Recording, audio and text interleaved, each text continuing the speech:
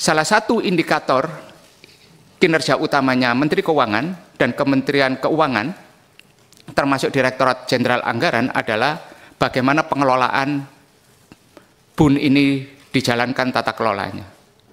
Dan banyak temuan BPK maksud saya, dalam laporan keuangan pemerintah pusat, seringkali ditemukan temuan yang berulang dalam pengelolaan BUN ini adalah mengenai belum adanya prosedur dan standar operasional yang sebelumnya diterapkan.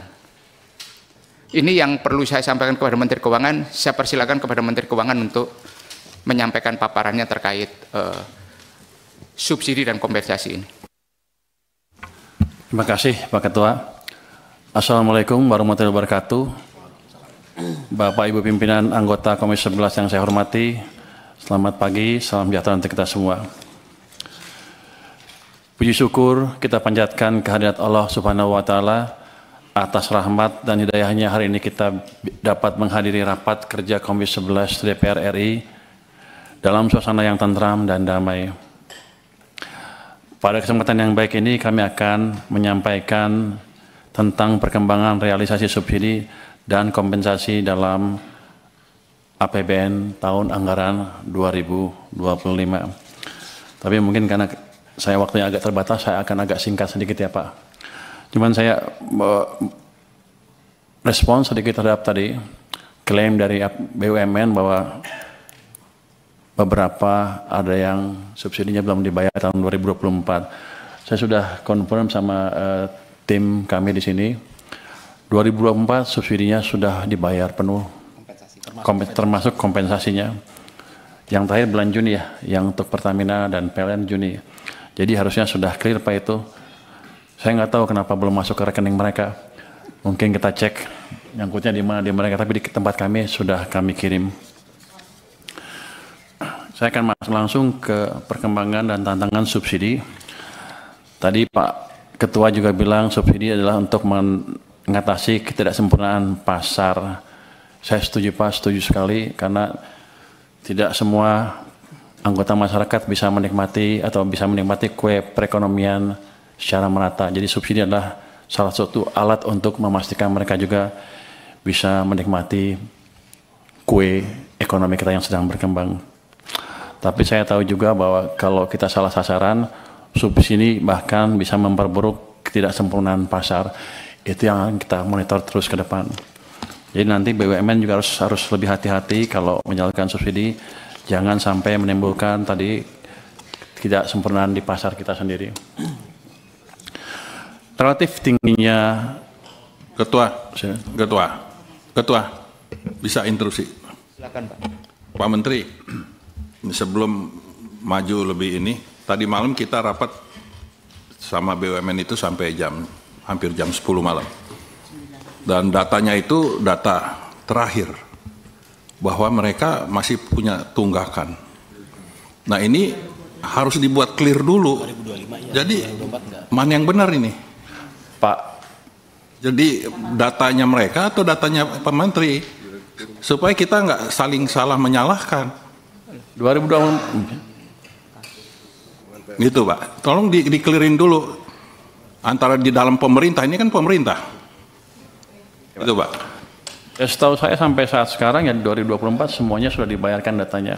Nanti kalau mereka ada klaim data yang belum dibayar, suruh menghadap saya secepatnya Pak. Tapi yang data yang kita miliki seperti itu.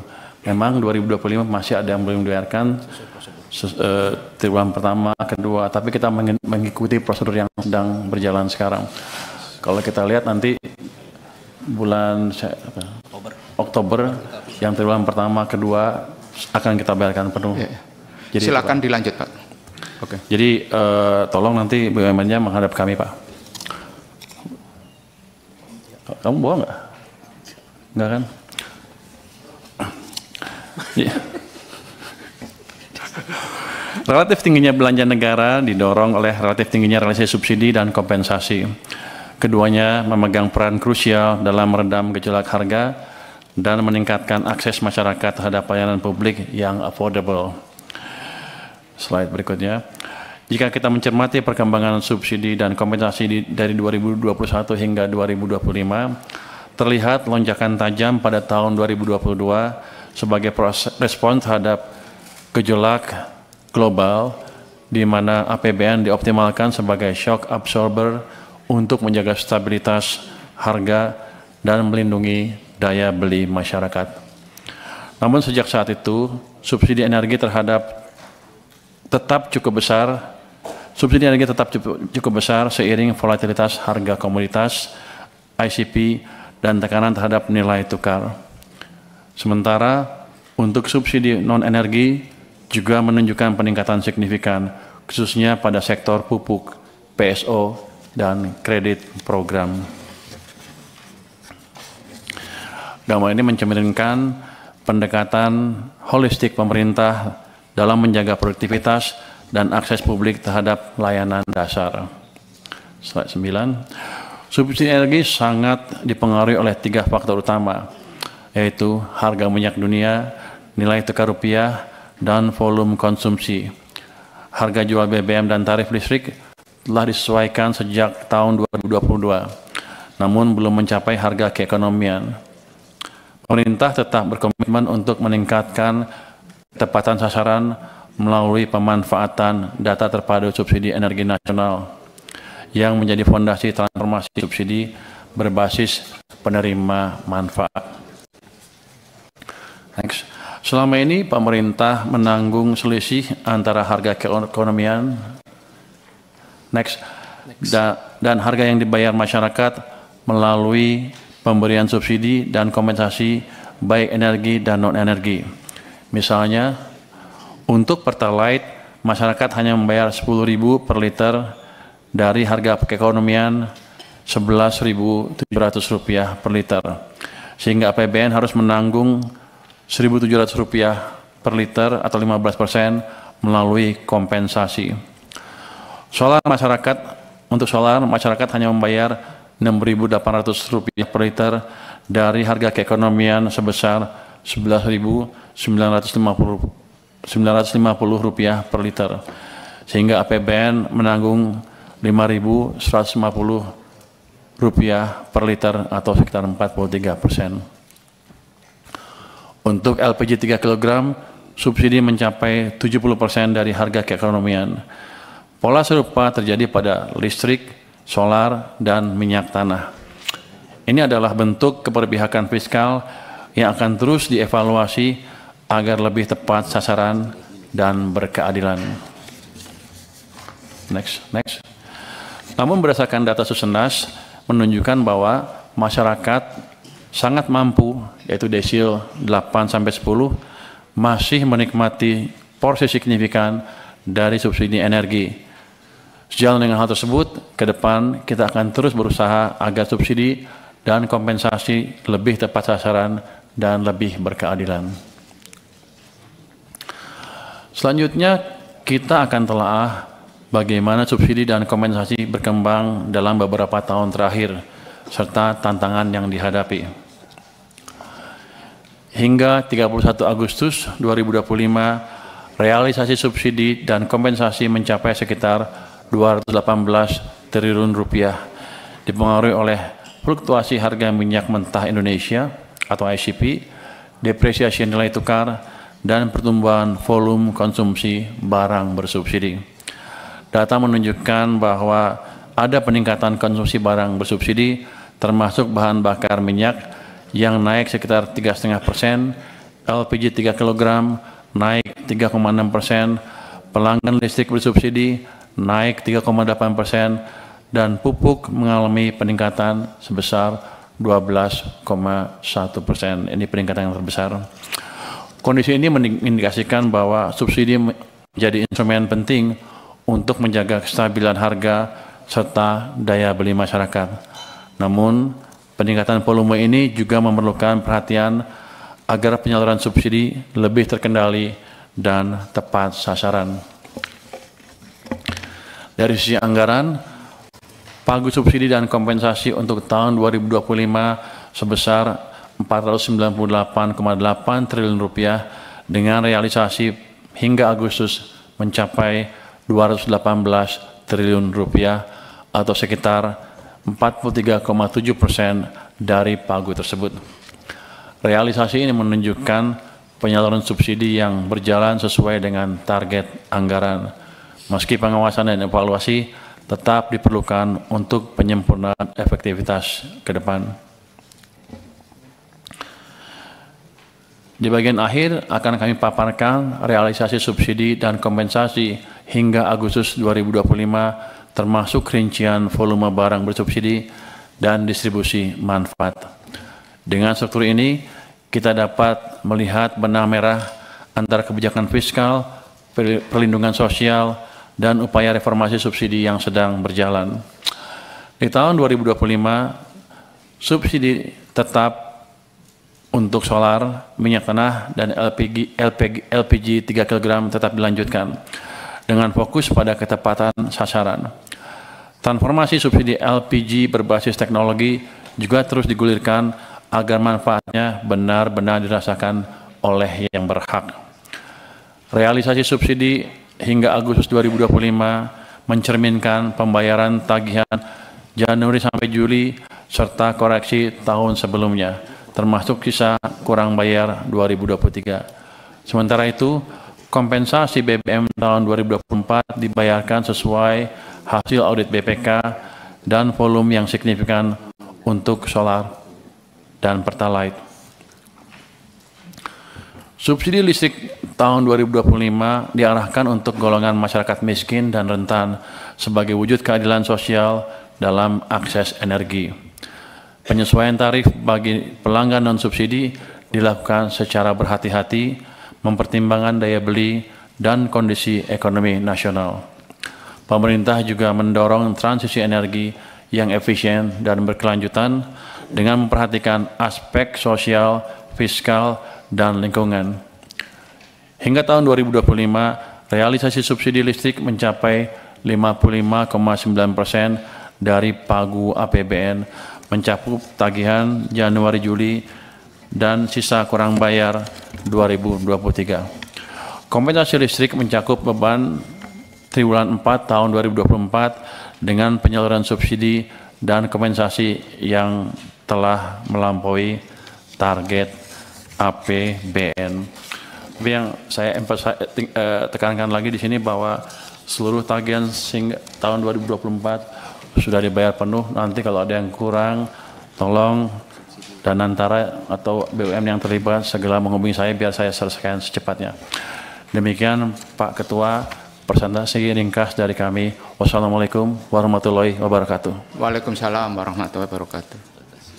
Pak Menteri Keuangan yang saya hormati, terima kasih atas paparan yang telah disampaikan. Perlu saya sampaikan, Pak, bahwa kita itu ada skema ketika subsidi yang berbasis kuota itu melewati kuota yang ada, kemudian diterapkan apa yang dinamakan biaya kompensasi. Karena apa? PLN, Pertamina yang bertanggung jawab di dalam energi tidak boleh menaikkan harga kekiniannya sesuai harga pasar. Tadi, maka ketika kuota itu melewati, maka akan menjadi kompensasi di tahun berikutnya. APBN di tahun berjalan harus bertanggung jawab terhadap subsidi di tahun sebelumnya dalam bentuk biaya kompensasi.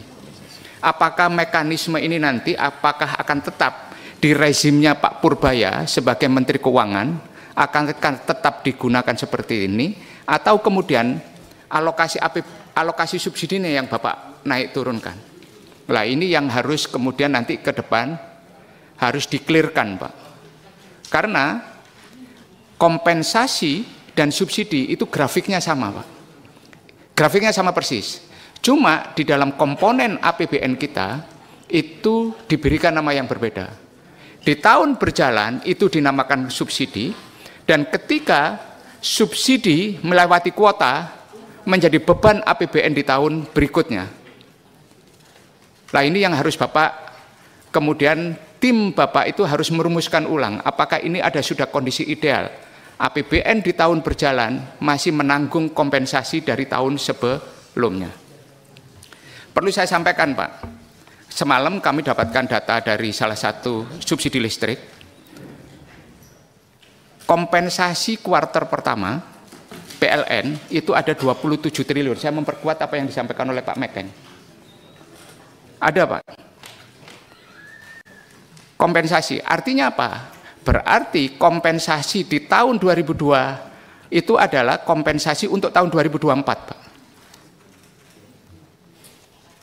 Untuk dari APBN 2024. Kalau kita mengatakan ada kompensasi 2025, itu berarti beban subsidi yang melebihi kuota di tahun 2024 kemudian menjadi biaya kompensasi dan belum dibayar, Pak.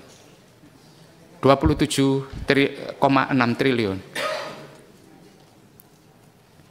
Kemudian ada juga disampaikan mengenai diskon listrik yang belum dibayar sekitar 13,6 triliun. DIPA kekurangan subsidi tahun 2024 sebesar 3,82 triliun PLN. Nah, ini jelas, Pak. Jadi kalau Bapak nanti dapat penjelasan dari anak buah Bapak bahwa semuanya sudah dibayar, ya harus Bapak cek ulang. Ini kita bukan saling menyalahkan, Pak. Kita ingin memperbaiki tata kelola. Karena jangan sampai BUMN yang mendapatkan tugas PSO ini kemudian yang menjadi tugas mereka dijalankan, tapi kewajiban-kewajiban yang bersifat finansial yang sudah dialokasikan itu kasih giliran nih ke fraksi. Bentar, Pak, saya kasih pengantar. Karena Menteri udah mau jalan, jangan nanti pas kita ngomong nggak ada waktu lagi. Saya kasih pengantar itu, Pak. Saya beri kesempatan kepada seluruh anggota untuk mulai bertanya. Per fraksi dulu ya. Enggak, saya jawab dulu, Pak. Pernyataan Bapak barusan. Nanti kan sejenis kali-kali pertanyaan yang lain kan. Jadi kalau kita lihat, Pak, betul memang ada subsidi kompensasi, tapi tidak dibayar di tahun berikutnya. Sebetulnya dianggarkan di tahun yang sama. Cuman karena ada proses verifikasi dan lain-lain, biasanya terlambat beberapa bulan. Jadi yang triwulan pertama tahun dan kedua tahun ini sudah dibayarkan, akan dibayarkan kapan? Oktober, Pak. Oktober tahun 2025 ini. Yang 2024 sudah dibayarkan semua. Cuman yang triwulan keempat bergeser ke awal tahun karena ada perlu waktu untuk tadi verifikasi, audit BPK dan lain-lain. Tapi dianggarkannya di tahun yang sama sebetulnya. Jadi bukan dibayar tahun berikutnya, tapi dibayarkan sesuai dengan peraturan yang ada. Itu ada Perpresnya.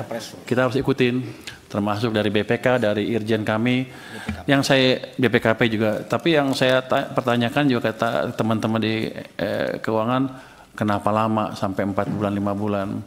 Ke depan mungkin akan kita perbaiki itu prosesnya secepat mungkin sehingga 1 bulan setelah mereka ajukan kita bisa keluarkan uangnya. Saya beri kesempatan kepada PDI Perjuangan, setelah itu Golkar, Pak Mekeng. Baik, terima kasih pimpinan dan anggota Komisi 11, Menteri Keuangan beserta jajarannya. Ada Pak Wamen juga. Ya, Pak. Pertama, memang tadi telah disebutkan ya bahwa kita ini mendukung subsidi sebagai bagian dari keperpihakan kepada masyarakat. Tapi tadi yang disampaikan juga oleh Pak Menteri adalah dan yang menjadi concern kita bersama bagaimana subsidi dan kompensasi ini adalah tepat sasaran dan berkeadilan. Nah, di sini salah satunya yang dijadikan andalan adalah adanya dana tunggal sosial ekonomi nasional. Nah, ini satu hal yang perlu disampaikan sebelumnya bagaimana dan dengan adanya data ini gimana. Tetapi satu hal juga yang sebetulnya belum disinggung dalam hal ini adalah mengenai penghitungan mekanisme subsidi sendiri. Ini menyangkut masalah sustainability-nya. Kami memberikan contoh yang tadi setelah kita bahas itu mengenai telaan BAKN dan juga dari hasil audit BPK terhadap subsidi pupuk. Ternyata subsidi pupuk yang dikeluarkan selama hampir 200 triliun itu menghasilkan pabrik-pabrik pupuk yang tua. Dari 30 pabrik pupuk, 24 itu adalah pabrik pupuk yang tua. Yang mengakibatkan harga pokok produksinya itu tidak efisien dan tinggi. Jadi ini adalah kebijakan yang telah berlaku sejak tahun 2003 ya, yang mendasarkan kepada mekanisme penghitungan subsidi cost plus. Ini yang sebetulnya juga perlu ditinjau ulang. Jadi banyak sekali kalau kita lihat kebijakan subsidi ini, mekanisme subsidi ini yang sudah lama ya. Termasuk dalam hal ini adalah saatnya dengan adanya Danantara kita perlu melakukan suatu katakanlah transformasi secara keseluruhan. Buat apa katakanlah BUMN yang notabene hasilnya dari subsidi itu menghasilkan dividen yang besar. Ini kantong kiri kantong kanan nih. Dengan begitu proses yang begitu besar, tetapi sebetulnya profitnya ini adalah sebagian besar dari subsidi. Jadi ini patut untuk ditata ulang. Saya hanya memberikan contoh mekanisme penghitungan subsidi pupuk itu sebagai salah satu contoh. Kita juga akan masuk nantinya ke subsidi listrik. Ya, mungkin Pak Febrio juga waktu itu sudah kita berikan. Dan hasil audit BPK sebetulnya perlu disampaikan. Subsidi listrik BPK mengatakan banyak yang tidak tepat sasaran di sentra ini. Tapi tindak lanjut dari audit ini juga belum disampaikan. Apakah sudah dilakukan perubahan kebijakan atau belum? Ini mungkin yang perlu juga disampaikan. Karena di dalam audit BPK itu banyak sekali temuan yang menyangkut subsidi ini yang sebetulnya perlu juga disampaikan di dalam laporan ini, sehingga dengan demikian kita tahu masalah tepat sasaran, berkeadilan, tetapi juga keberlanjutannya, karena banyak hal yang sebetulnya di dalam mekanisme subsidi ini yang perlu dipertanyakan. Kemudian mengenai tadi komponen subsidinya, kan ada tadi Pertalite, ada segala macam. Ini sebetulnya juga menyangkut misalkan kebijakan energi.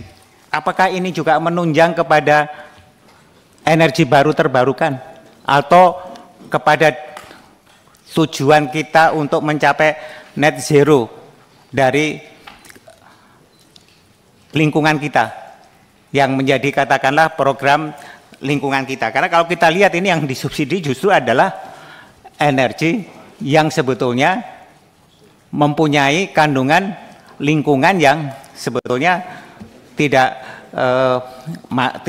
menuju kepada energi bersih. Hal-hal inilah sebetulnya yang perlu dilihat kembali mengenai baik itu mengenai komponen energi yang disubsidi, sehingga ini bisa tepat sasaran, berkeadilan, tetapi juga perlu ditambahkan yang berkelanjutan, sustainability-nya. Karena uang sudah keluar, kalau mekanisme subsidinya misalkan seperti pupuk itu dari mekanisme penghitungan cost plus menjadi berdasarkan market base, itu selain meningkatkan pabrik pupuk itu lebih efisien melalui revitalisasi, jumlah subsidi yang sama itu bisa menghasilkan pabrik yang lebih modern dan lebih efisien. Saya kira demikian pimpinan. Terima kasih.